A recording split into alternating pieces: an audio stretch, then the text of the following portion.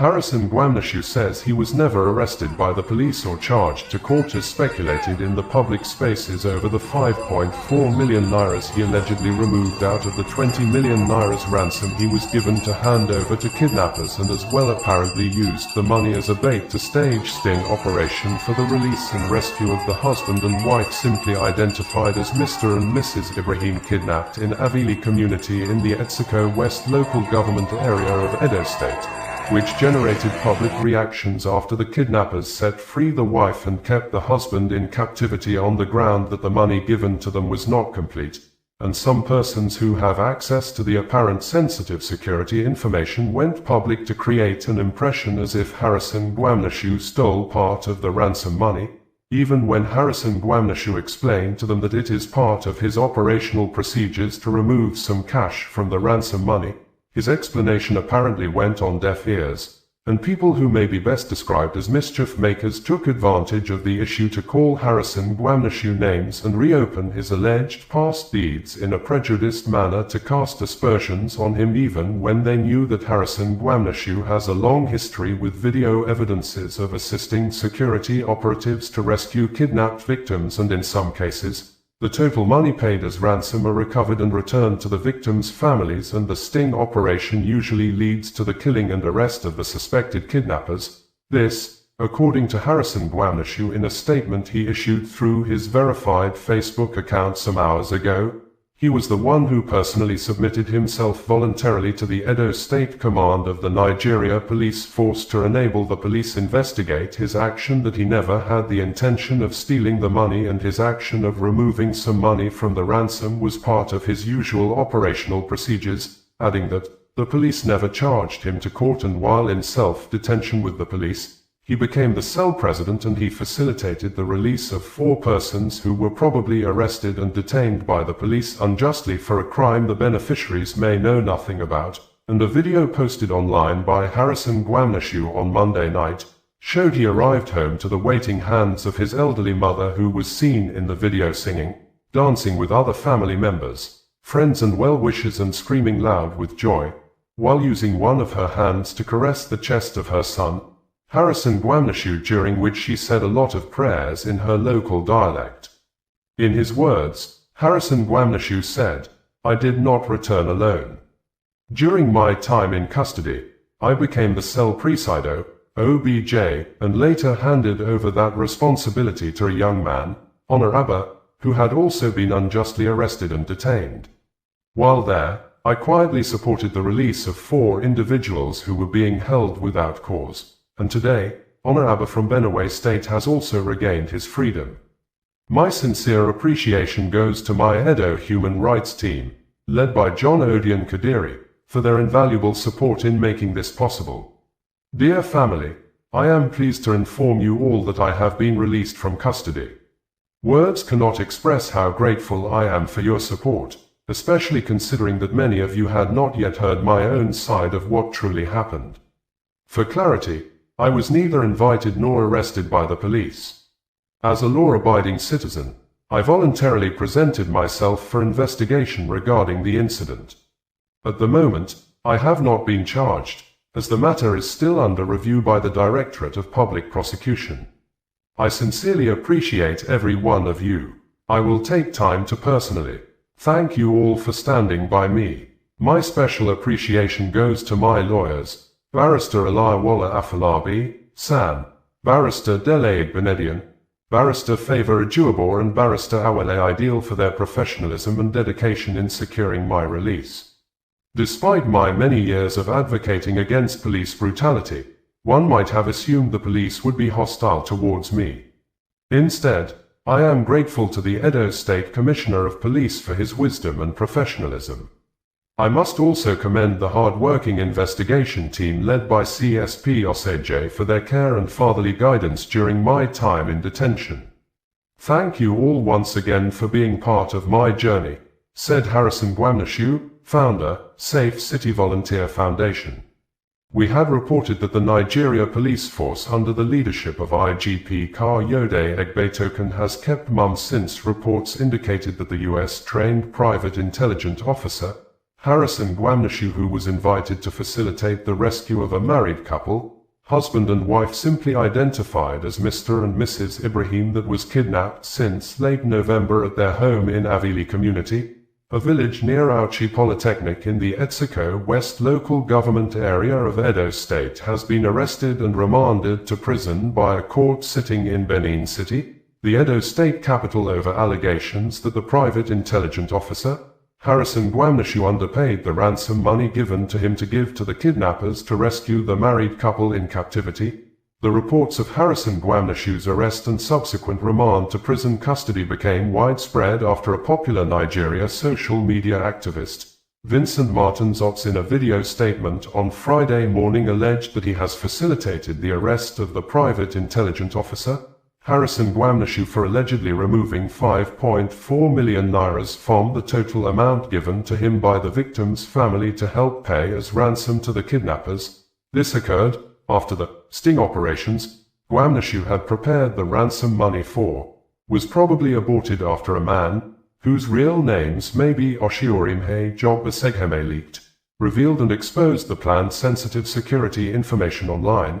According to the suspect who leaked out the sensitive security operational plans of Gwamnishu, Harrison Gwamnishu never told the family he was going to remove some money from the ransom, that the kidnappers said the money was not complete, hence only the wife was released. The man still held in captivity due to the incomplete ransom payment. The suspect, Oshiorime Job Asegheme, in a video recorded statement stated that he was the one that helped facilitate the service of Harrison Gwamnishu when the family of the kidnapped victims requested for it. The action of the suspect may have prompted Harrison Gwamnishu to abort the sting operations, obviously for the safety of his personal life and the lives of Nigeria soldiers and other security operatives he does use to execute and complete his sting operations against kidnappers, which often leads to the killing of the kidnappers and recovering of the total ransom paid. For the purpose of clarity, sting operations is a deceptive practice and undercover tactics used by journalist or intelligence officer or security operative to get closer to a suspected criminal or criminals in order to be more familiar with the criminals and the environment they operate, and the deceptive practice may include the journalist or intelligence officer or security operative pretending to give ransom money to kidnappers in a manner that can cause a delay in proper assessment of the environment before the security troops may launch offensive attack against the criminals. The action of Asegheme of leaking out sensitive security information may be of interest. Why Nigeria soldiers and other security operatives are being killed in large numbers whenever in previous and recent years the Nigeria security troops are on rescue missions, including the recent mass killing of soldiers along with Brigadier General Uba Musa and civilian JTF members at Wajiriko village in Borno State by criminals. What's your name? My name is Ona Abba. Ona Abba. Where are you from? I'm from Benin State. Benin State. Wetin carry you come stay here? Last week Wednesday, I did for this illegal guest house. So some strike force come bust us for the lodge. Me and one of my brother girlfriend with two of my brothers who they carry from road. Okay. Where they accuse them say they be kidnappers, say they want kidnap one woman. Meanwhile, the woman don't been duped them before. So as they see the woman, they see me, they go police station. Because say we be Benue boys and we know they hear Benin, they turn the thing upside down. Come label us as kidnappers. And so I still find myself for state CID without doing anything. Now Lord, they come carry me from. How you take meet person wey bail you? So when they come lock me for cell, where they lock me for like 3 days. I no see food chop. Nobody come for me. None of even the complainants no ask of us. My IPO, nobody come see us. No food, nothing for 3 days. So my brother did the other cell. I can't manage enter the cell. So I can't meet one Mr. Harrison. I've forgotten his surname, but Oga Harrison, his name is Harrison. So I met him inside the other cell. Then since then, he take care of us for like 1 week. Today go make 1 week and 5 days when I don't spend for CID here. So he was the one taking care of us today. I want to use this opportunity to thank him. Now he come the person wey still come bail me for more today.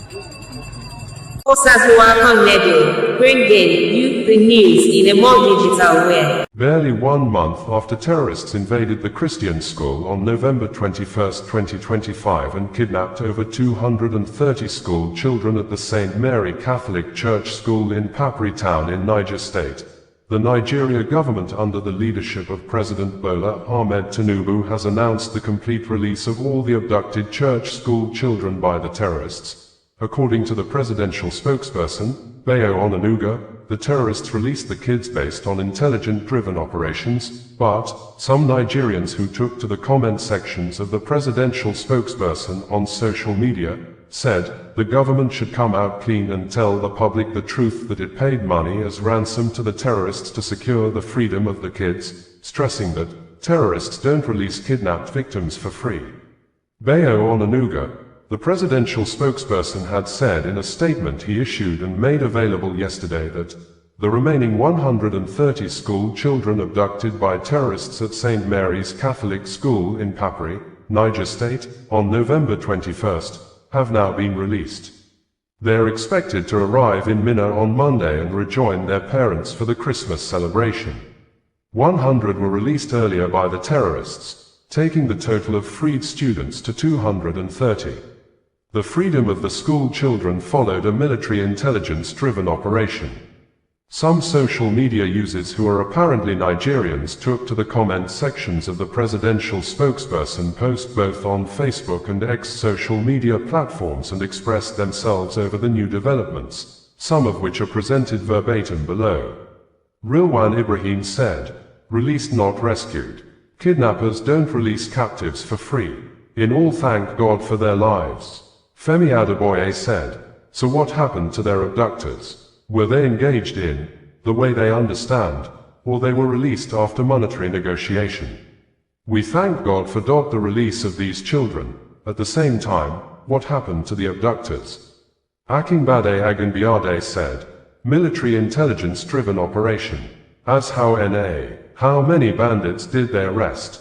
Banki Alesh said, "A wheeler-dealer government of no direction will never say the truth. Only God knows how much ransom was paid from the hard-earned resources or borrowed funds of this country.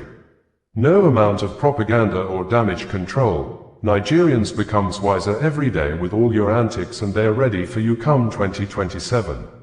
Ruska Oko said, "Sir, with all due respect, do the terrorists release them unconditionally or your government paid ransom?" Joke Megamixer stated, "The presidency celebrates a military intelligence-driven operation for the Papri release, yet says nothing about the fate of the abductors. In a functioning security system, the return of victims is only half the job. Without arrests or neutralized threats, this is not a rescue. It is a handover that comes at a cost that wasn't mentioned." The official account of the Papri release reads like a travel itinerary, not a security report. If this was indeed an intelligence-led operation, where are the suspects? Silence on the abductors' fate suggests a non-combative arrangement that leaves the kidnap industry intact. Mass kidnappings in Niger State have become a cycle of trauma and PR-managed returns. By failing to mention any neutralized threats or arrests in the Papri operation, the presidency inadvertently credits the kindness of terrorists for the freedom of our children. Aliyu Muhammad stated, "Kudos to President Bola Ahmed Tinubu, PBAT, for his serious commitment to tackling security challenges. Lately, the government has been putting in real work to end kidnapping and banditry once and for all."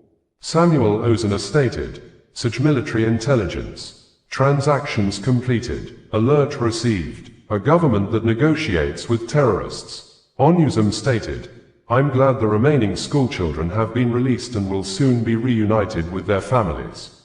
But, Mr. Bayo, how many terrorists were arrested or killed during the operation to free these children? Or was it the usual method of paying ransom to these terrorists while pretending otherwise?" Ben Samuel stated, "What happened to the kidnappers? Frankly, we're far more interested in seeing how you deal ruthlessly with the terrorists than in the victims themselves, because we all know you'll insist no ransom was paid, even as they were released. perhaps in exchange for Xmas handshakes. You can't easily steal 50 cows and march them into the forests, let alone abduct hundreds of human beings. How do you plan to face Nigerians next year and campaign for APC re-election, when that would only mean more kidnappings and deeper insecurity? This is a truly clueless administration. What Nigerians want is to see the forests littered with the bodies of neutralized kidnappers, proof of overwhelming firepower, but instead, you allow them to regroup and strike again, kidnapping even more victims every day. Chika Ohaji added that, Mr. Onanuga, don't you think it is just too much to ask children who have been in a terrorist den for close to 2 months to be smiling for the camera? While we are relieved these children who are, from being normal kids, have undergone severe trauma, asking them to smile for the camera is adding salt to injury. They did not go on vacation. It wasn't Disney World. I think you people can do better. Terrorists are in competition with government for control of resources. That tells you a lot. Halata Smith added that. Check out the words used. How will release follow after a military intelligence operation and no abductors were either arrested or sent to their maker? Looks like we are getting good at hostile negotiations. Honorable Nuhu Sada added that. We welcome the safe release of the remaining 130 schoolchildren in Papuri. While we rejoice with their families, this tragic abduction underscores the urgent need for effective security reforms to ensure our children can learn without fear. Bringing you the news in a more digital way. Increasing rates of mass shooting leading to mass murder in South Africa recorded another new figure on Sunday early morning in the Bekkersdal town near the southwestern part of Johannesburg in the Gauteng province, when about 12 masked unknown gunmen invaded a public drinking, accommodation and relaxation spot known as Tavern, shooting into the pub and shot people as they sight them on the street while fleeing, leading to the killing of 9 persons as confirmed by the local authority, with additional 10 persons sustaining injuries. This occurred less than 3 weeks when gunmen stormed an illegal drinking establishment also known as Shebeen at a hostel in Salisville, west of Pretoria, wherein 12 people were killed, including a 3-year-old child, a 12-year-old boy, and a 16-year-old girl, and in 2024 alone, 26,232 murder cases representing more than 70 people killed per day in South Africa was reported by the South African Police Service, SAPS, and a non-governmental organization, the Democratic Alliance. BC had stated in its report earlier in the year that between January and March 2025, 5,727 people were murdered, representing an average of 62 people killed per day in 2025 first quarter, and 6,985 attempted murders were recorded, 75 per day. 43,776 assaults with intent to cause grievous bodily harm were reported, representing 475 per day. 10,688 people were raped, 116 per day. 4,571 kidnappings occurred, 49 per day. 11,111 common robberies and 35,374 commercial crimes were reported, representing 504 per day.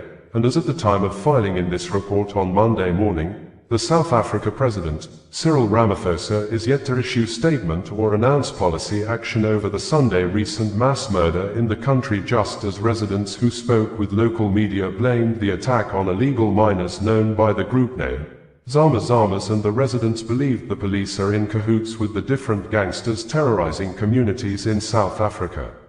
Local residents who spoke with local news media said that the mass murder in Bekkersdal occurred around 1 a.m. early morning night on Sunday, December 21st, with about 12 gunmen in a white van and silver sedan opened fire at the Quinoxalo Tavern in Bekkersdal, southwest of Johannesburg.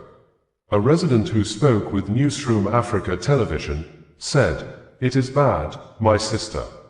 The thing is, this has become a norm in this township. Young kids, tender kids as young as 2, 3 years old, when a gunshot sounds, they don't flinch. They would ask you, which direction does it come from? They're used to gunshots. Little kids. Now you can imagine how much about old people.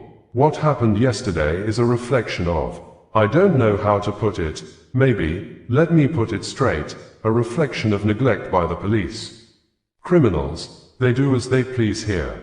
These guns, they sound each and every evening. Let me put it that way.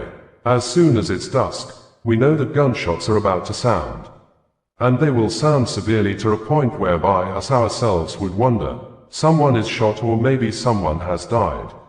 It is rare that you find people die like this. But gunshots, they sound the following morning.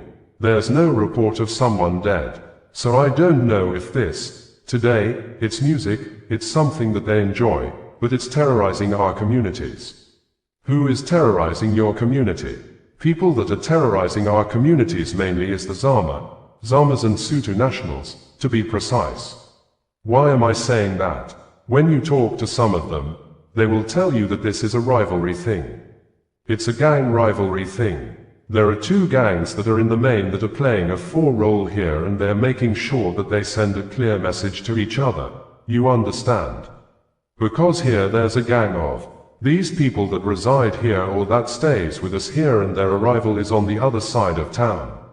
So as they come here, they're sending a message to these ones, but at the expense of our own community.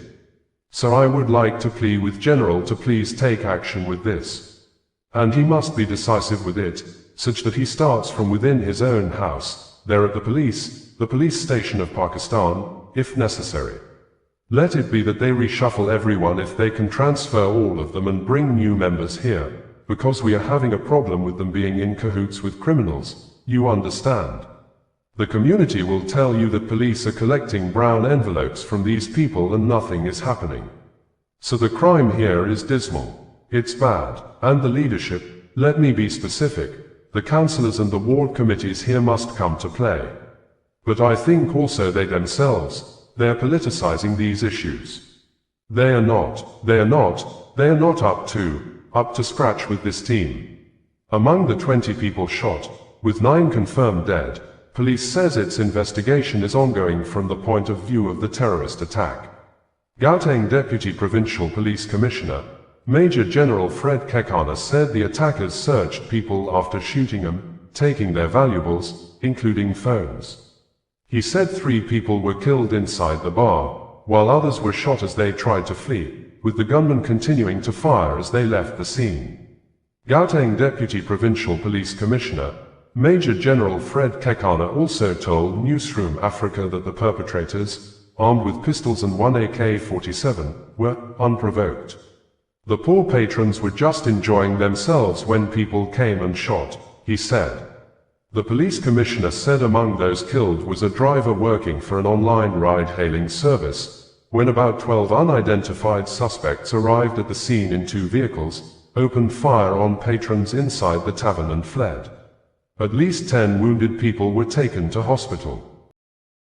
Osazuwa Connected, bringing you the news in a more digital way. Osazuwa Connected, bringing you the news in a more digital way.